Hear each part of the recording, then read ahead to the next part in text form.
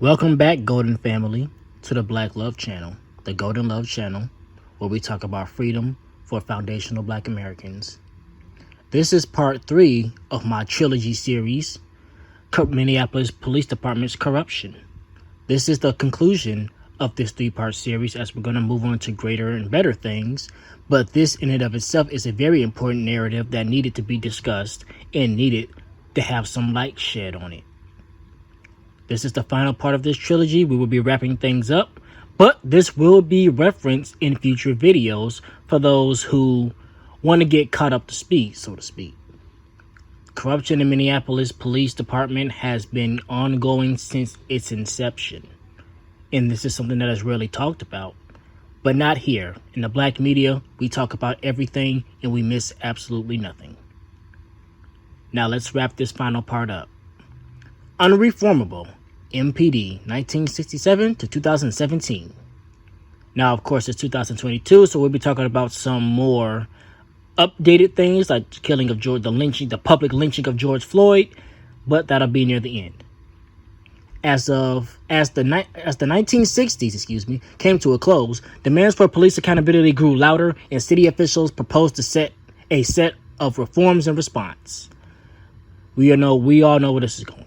One reform MPD implemented was the, quote, Community Relations Division, end quote, a public relations effort to improve the department's image in communities of color through outreach. So essentially an outreach program. Hey, let's meet your local police officer.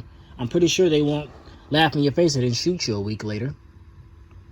Another reform discussion centered around investigating police misconduct. Prior to the late 1960s, there was no formal process for investigating complaints against police officers. I can only imagine how bad that sucked. And the city scrambled to put one together. In the last few years of the decade, MPD created the Internal Affairs Unit to conduct internal investigations, and the City Council created a Civil Rights Commission with the authority to investigate civilian complaints about police officers. Both would become notorious for their inability to hold police accountable for brutality and misconduct. So essentially, they created these do-nothing organizations that didn't even do their job. If you had police officers who you had a complaint against, and you tried to use these organizations to file your complaint, nothing happened. So what's the point of them even existing? Not everyone had faith that the city's reforms would bear fruit. In 1968, community patrols emerged in Black and Native communities to keep people safe, which is what we need to go back to, by the way. That is much more effective and much more realistic than having people who are not even from your communities police them, especially when they're infected and infested with white supremacists. De-escalate conflict and prevent police violence. These programs were enormously successful, and their legacies continue today. Enough said. Though that does give me an idea about a future video I might make. Because it's one thing to talk about how the police are corrupt, it's another thing to talk about the solution, and more specifically their replacement, which would be community-led organizations, as they have been proven to be more successful than police anyway. The Minneapolis Police Department continued its charm offensive into the 1970s, instituting more, quote, community policing initiatives based on the idea that relationships between communities and the police were bad, not because of police misconduct, but because of miscommunication. The programs included the, quote, Model Cities initiative, which encouraged officers to get out of their cars and talk with residents, and the Police Resource Team for Education, an effort to get cops into classrooms to talk with students about their work. Meanwhile, cops were working to undermine the reforms of the late 1960s. In 1971, Mayor Charles Stenvig, I believe I'm pronouncing that correctly, who had previously served as head of the police union, revoked the Civil Rights Commission's authority to investigate complaints against police officers, once again making MPD only the only local agency authorized to investigate MPD. So for those of you who didn't get that, if a police officer was accused by the citizens of some sort of misconduct or some sort of crime, the Mayor Charles Stenvig retracted essentially the Do Nothing Civil Rights Commission's authority, and because of that, the one facade of being able to file a legitimate complaint against corrupt police officers was taken away, and the only people who could investigate the MPD were themselves. Why would a bunch of thugs who investigate themselves turn themselves in? That's not going to happen. If the criminals are the ones who decide if the criminals go to jail or not, do you really think the criminals are going to send themselves to jail? Of course not. Now, again, the Civil Rights Commission was kind of a facade or an illusion of democracy, but even that was taken away by future mayors. Without real accountability, police community relations efforts did little to repair the relationship between MPD and communities of color. Police community relations in quotations, by the way, and for good reason. In 1974, the Minnesota Advisory Committee of the U.S. Commissions on Civil Rights found that MPD was enforcing laws unfairly in the Native community, and in 1975, 11 incidents of police brutality led the Minnesota Department of Human Rights to begin an investigation of the Minneapolis Police Department, eventually finding that MPD's recruitment and hiring practices were deeply racist. Of course, who didn't know that? In response to the accusations, the department once again instituted surface-level reforms in their recruitment and training practices, reforms that failed to fix the culture of the department. So basically they said, whoops, we got a racist problem. Let's do something about it by better training. Yeah, reform. We'll do that. It's not going to change anything, but we'll do it. And essentially that's the point. It doesn't change anything, but it delivers the illusion of change, the illusion of revolution. Throughout the 1970s and 1980s, MPD had a reputation for being one of the most homophobic police departments in the country. So hating black people wasn't enough. Hating Native people wasn't enough. They gotta hate LGBT people as well. These police officers, they hate everything that doesn't look like them. Now, I'm pretty sure a few of them themselves were LGBT, but that's a story for another day. MPD harassed queer people and enforced sodomy laws against them, failed to protect them from homophobic violence, and conducted raids on popular gay bathhouses. Raid probably isn't the word you want to use in this situation, but I digress. Though the last raid on a bathhouse occurred on February 10th, 1980, police harassments of queer folks remained frequent. In one 1982 example, cops showed up at the Saloon Gay Bar only to find two homophobes. I think that's a typo. Only to find two homophobes, what it should say, attacking two gay men who were fighting back. Rather than protecting the gay men, the cops arrested them and charged them with assault, disorderly conduct, and resisting arrest. So, according to MPD, defending yourself is a crime, unless if you're of a certain persuasion. Right. Excuse me. The 1980s didn't bring an improvement in the attitude of the Minneapolis Police Department. If anything, they made it worse. It says worst, but that, again, another typo, is supposed to be worse. Upon being appointed police chief in 1980, Tony Buzza characterized the department as, quote, damn brutal, a bunch of thumpers. Buzza was hired as a police reformer, but even he later recognized that he had little effect on the culture of the department. Describing himself as a, quote, failed police executive, and writing in 2017 that he, quote, did affect their actions, but changed nothing permanently. Look around you. Essentially, what the article is describing is that the police in Minneapolis are so damn corrupt they're beyond reform. Even if you wanted to reform them, you couldn't, because the culture of corruption is their foundation and it is embedded in them. Even if there is a quote-unquote good Minneapolis cop, the culture of the entire police department is corrupt, and he would get nothing but resistance and nothing but backlash for attempting to fix things and basically be a good, upstanding officer. And that's unfortunate. As few and far as in between they may be, as there are good officers out here. It's unfortunate that they're not in the majority. And it's even more unfortunate that the, quote, good cops don't stop the bad ones. You can say, well, because they can't. But even if they can't change the environment, this is one of the main primary reasons why people want to defund the police. If they're not going to do their job, get rid of them and replace them with someone or some organization that will. Organizations led by the community. The good cops should at least be promoting that, because if you don't, then essentially you quote-unquote good cops are looking just as bad as the bad ones because you're not actively doing anything to negate the actions of the bad cops. Michael Quinn was a Minneapolis police officer from 1975 to 1999, angel number, and has also spoken out about MPD's departmental culture, telling stories of officers drinking on the job, very professional, committing burglary, very professional, savagely beating sex workers, prostitutes, even more professional, and more. What upstanding citizens these cops are. Beating prostitutes, breaking into people's houses, and drinking alcohol while they're in uniform and while they're on the clock. I'm pretty sure these are the type of people you would trust with your lives. Obvious sarcasm is obvious. In each of those cases, the quote code of silence required the officers never report each other's misconduct, and the officers involved went unpunished. They had a no snitch rule, and if you snitch, there would be consequences. Sounds like a game to me, but what do I know? Quinn faced his share of derision from officers for violating that code of silence. Quinn tried to do the right thing, and he got punished for it, including threats from current police union head Bob Crow.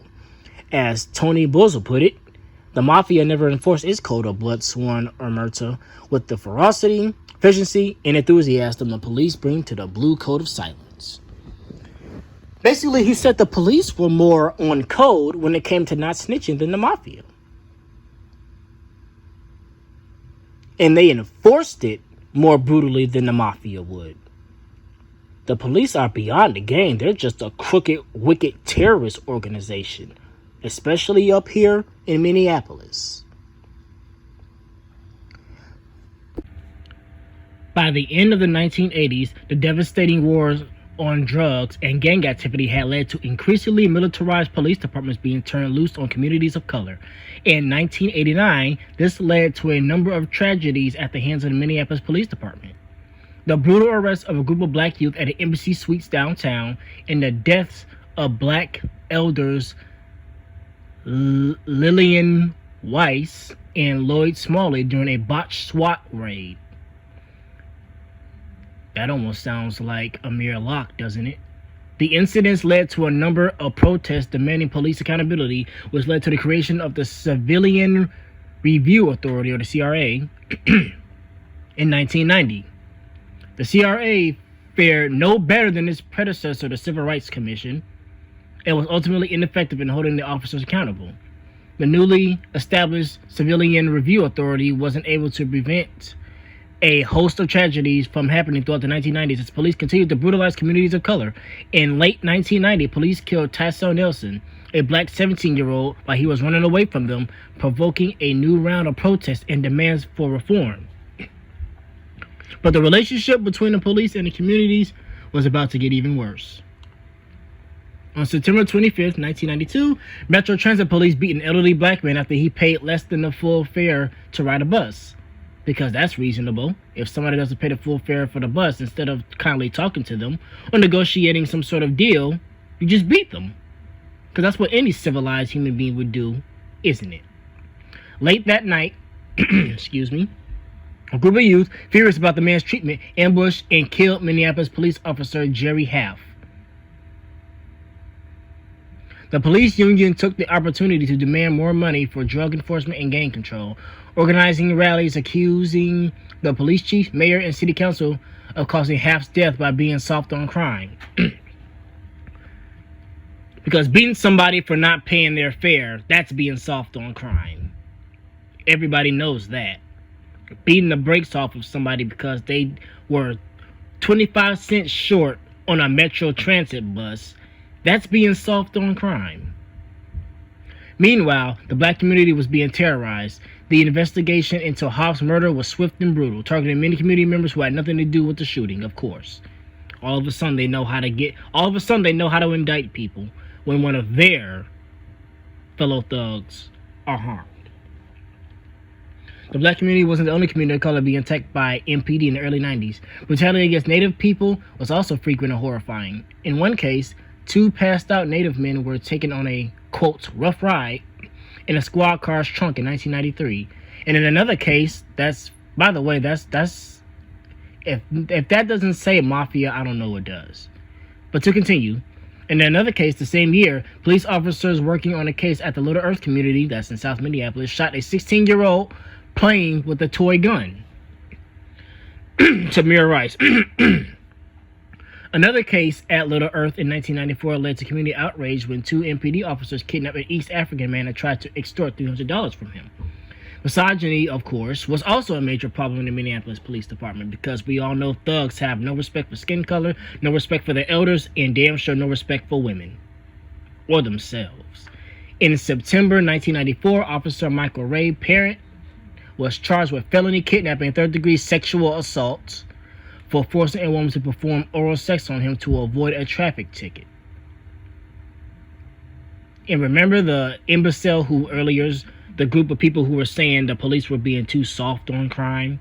They were being so soft on crime that they were kidnapping women and telling them if they want to get out of a ticket, they have to perform sexual favors. Right. That's real tough on crime. Obvious sarcasm is obvious. Parent was eventually convicted in 1995, the first MPD officer to get sentenced to prison in over 20 years. That is incredible. In 1998, a group of protesters known as the Minnehaha Free State attempted to stop a proposed reroute of Highway 55 that would destroy a site sacred to the Dakota people. The camp was raided by more than 800 officers, many of them from the Minneapolis Police Department. At the time, it was the largest law enforcement action in state history. The next year, Minnesota State Representative Rich Stanek, I believe I'm pronouncing that correctly, Rich Stanek, led an effort to repeal residency requirements for police officers and other public employees around the state. The bill passed, of course, making it illegal for local governments to require that police officers live in the city limits. Big mistake, by the way. How do you govern a place you don't even live in? You don't know nothing about the community, nothing about the people, the culture, the customs, yet for some reason you're being hired to govern a community you don't even dwell within. That law is still in force in the article says 2017, but of course it's 2022, and it is still in force. And Representative Stanek has since become Hennepin County Sheriff Stanek. In 2003, another round of community protests erupted after 11-year-old Julius Powell was hit by a Wayward police bullet on the north side. Community members asked the Federal Department of Justice, DOJ, to intervene, and a mediator was sent to Minneapolis to try to resolve the conflict between the community and the police. The DOJ helped to broker a landmark agreement between community members and the police, creating a group called the Police Community Relations Council, PCRC, and tried to improve police community rapport.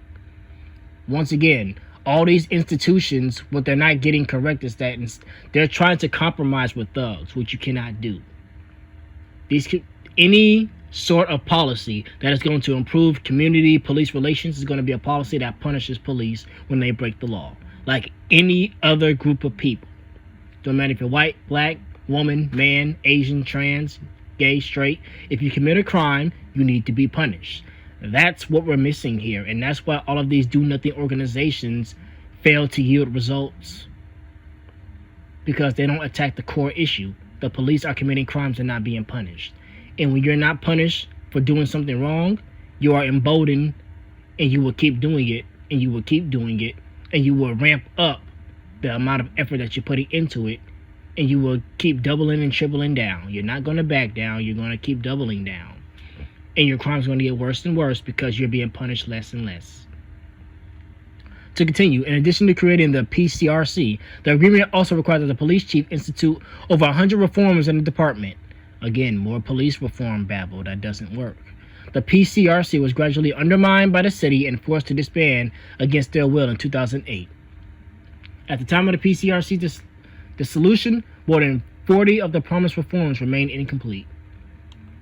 Even while the PCRC was active, there were a number of horrifying incidents of racism by MPD against Minneapolis residents. In 2006, MPD officer beat a native Latino man and locked him in a swelteringly hot squad car for more than half an hour. Less than 2 months later, Minneapolis police officers shot and killed 19-year-old Fong Lee after chasing him down outside of a school.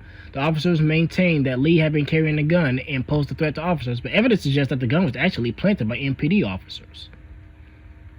Again, so soft on crime that they're the criminals themselves. 2007 proved that even some police knew the department had serious problems with racism.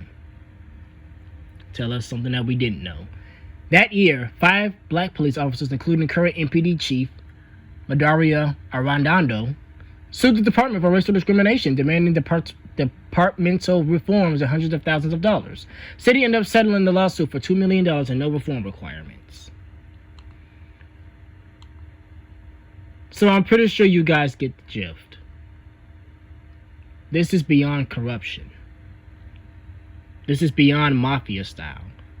This is domestic terrorism that is being protected, sheltered, and subsidized by the city of Minneapolis and the state of Minnesota.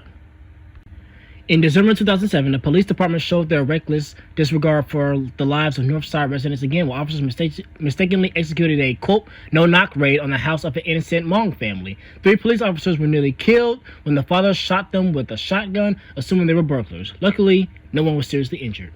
Another major scandal around the police conduct came to light in 2009 when it was revealed that an interdepartmental unit called the Metro Gang Strike Force had been surveilling, brutalizing, and stealing from people of color in Minneapolis. This is thug behavior. This is not even this is beyond thug. This is subhuman behavior. Human beings and civilized individuals do not engage in this type of despicable, deplorable, detestable behavior. This is sickening. And this has been allowed to go on for centuries. The unit was disbanded in the chaos, thank goodness, but none of the officers involved, many of whom worked for MPD, were held accountable for their crimes. Well, what was the point in disbanding the unit if the people who were in the unit were just going to be allowed to keep their jobs, keep their positions, and there was going to be no jail time or no punishment anyway? They can still hurt people without being in the, quote, Metro Gang Strike Force. They'll just hurt people under a different alias. Minneapolis Police. The 2010s brought new tragedies. Unarmed 28-year-old David Smith was killed by police in September 2010 while having a troubling mental health episode. In November 2010, Jason Yang was found dead under suspicious circumstances following a chase with police officers. In 2011, MPD officers helped convict Cece McDonald of manslaughter after she was attacked by a transphobic white supremacist and killed him in self-defense. So not only do the Minneapolis Police Department engage in crimes, organized crimes like the Mafia times 10, but they also attack individuals who defend themselves from criminals. I guess it's true what they say, birds of a feather truly do flock together. Because it's one thing for them to be an organized gang unit and to commit their own crimes and watch their own backs, but anybody else who engages in racism, homophobia, xenophobia, they are protected, especially if they are European. They will be a protected class of citizens, and no matter what crimes they commit, the police will assist them, the criminal, against the innocent civilian who is defending themselves. Again, there's no better way to word this. This is beyond mafia-style criminal subhuman activity. And it's being subsidized by the city of Minneapolis, the county of Hennepin, and the state of Minnesota. The judges aren't doing anything. The government's not doing anything. Not just the federal government, but the local government. The governor of Minnesota, he's not making any laws to punish this thug-like behavior. With incidents of brutality and near constant in Minneapolis, it's become so frequent people are used to it. The police union decided there was only one thing to be done: destroy the Civilian Review Authority. In 2012, they went to the state legislature and lobbied successfully for the passage of a bill prohibiting civilian review boards from issuing statements on whether officers had committed misconduct, effectively taking away the limited power they had. Essentially, what the police did was they lobbied to shut anybody who was criticizing them up. Anybody who was airing out their dirty laundry, they had to be silenced. And that was the Civilian Review Board, or CRB. Even though they barely had any power at the time when they were still active, they didn't. The Minneapolis Police Department didn't even want them to have that. In response, the City Council moved to create the Office of Police Conduct Review, OPCR, an equally ineffective police review agency based on the city's Civil Rights Department. In 2013, the Minneapolis Police Department killed 2 people in one afternoon. Terrence Franklin was cornered and shot to death in a South Minneapolis basement, and Evan Romero was killed less than an hour later when a squad car ran a red light and hit his motorcycle.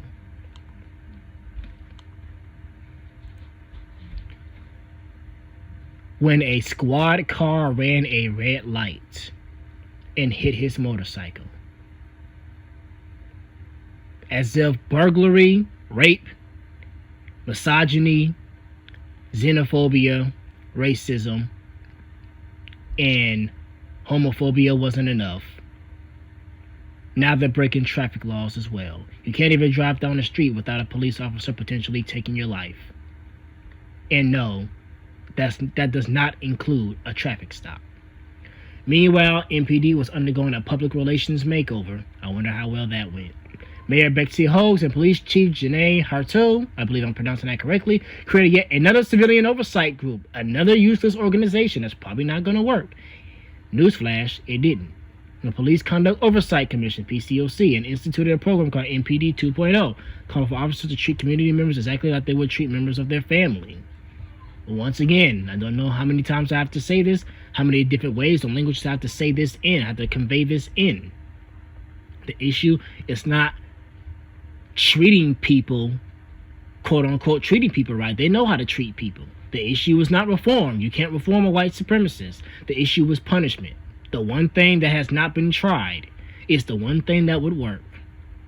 Like so many before them, these reforms are little to transform the department. The PCOC's recommendations are largely ignored to this day.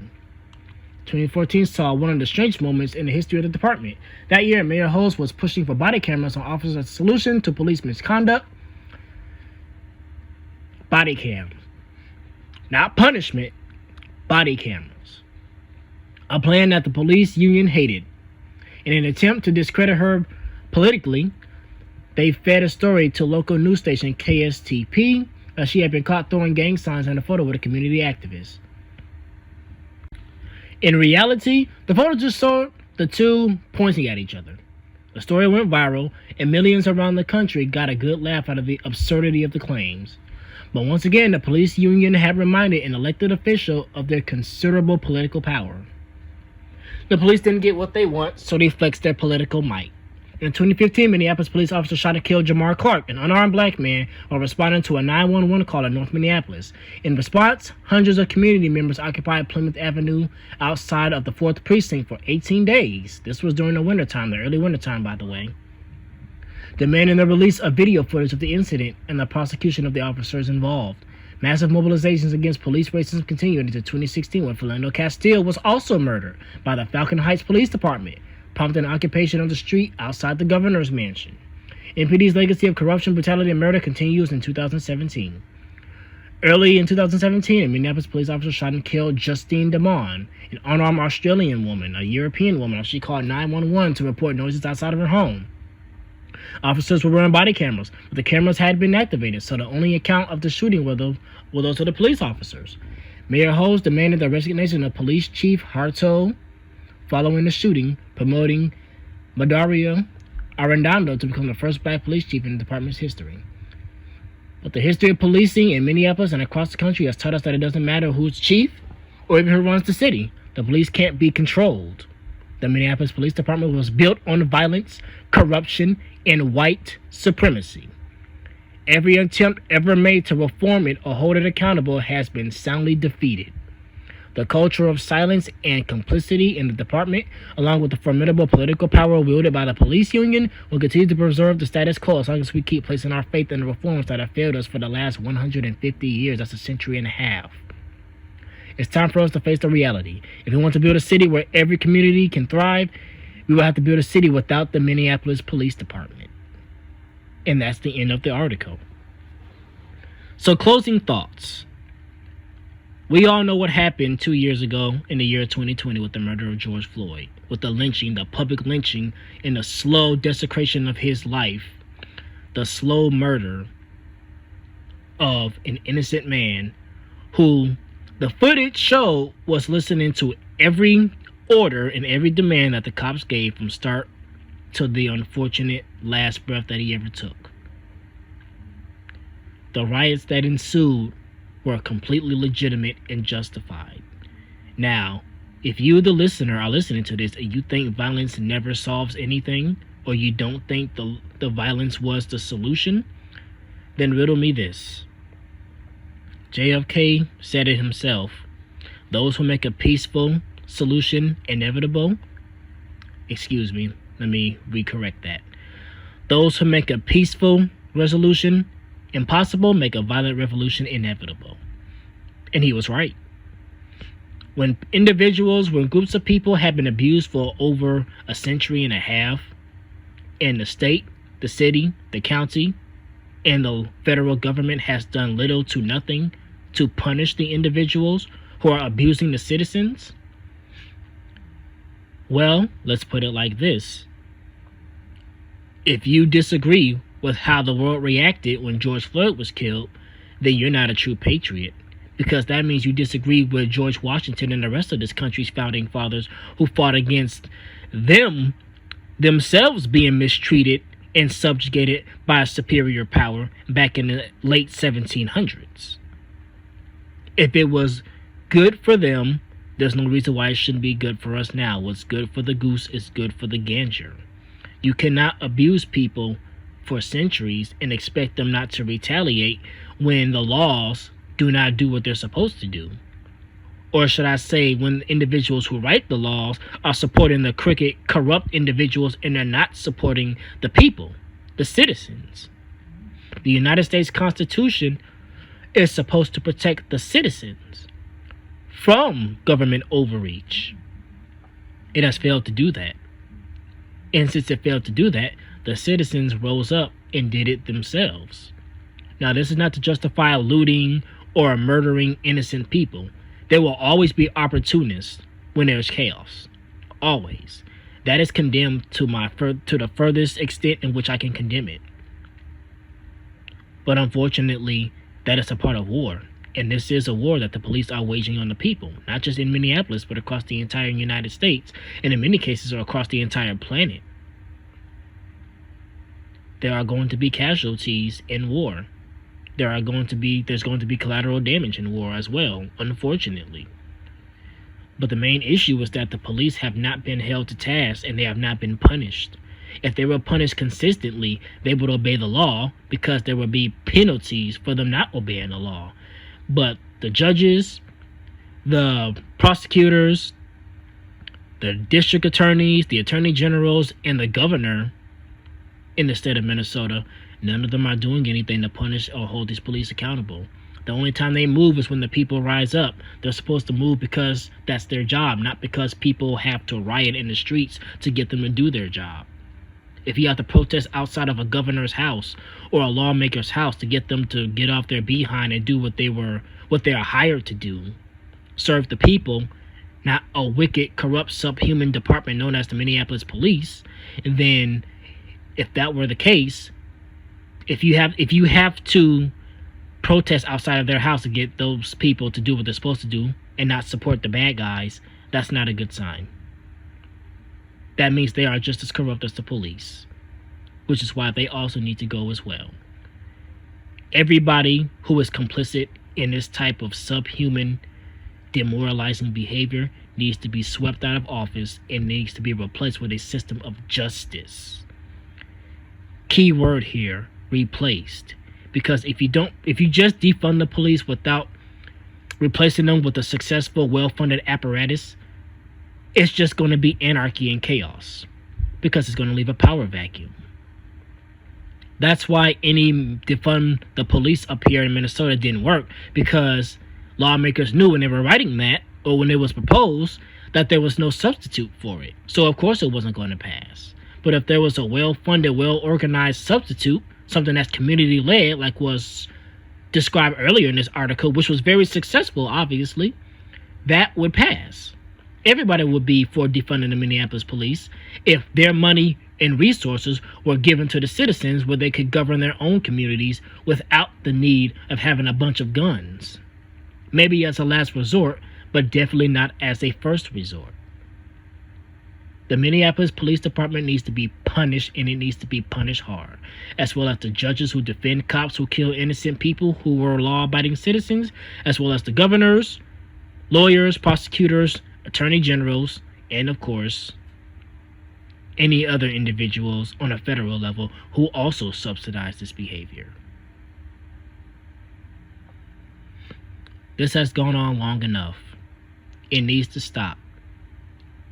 And the way you stop it is to start compensating the individuals who have been harmed the most by the Minneapolis Police Department, which is the African American or the foundational Black American community. Which leads to what the next video is going to be about. Why Minnesota, like every other 50 state, all the other states, how Minnesota benefited from exploiting Black people, and why Minnesota also owes Black Americans reparations.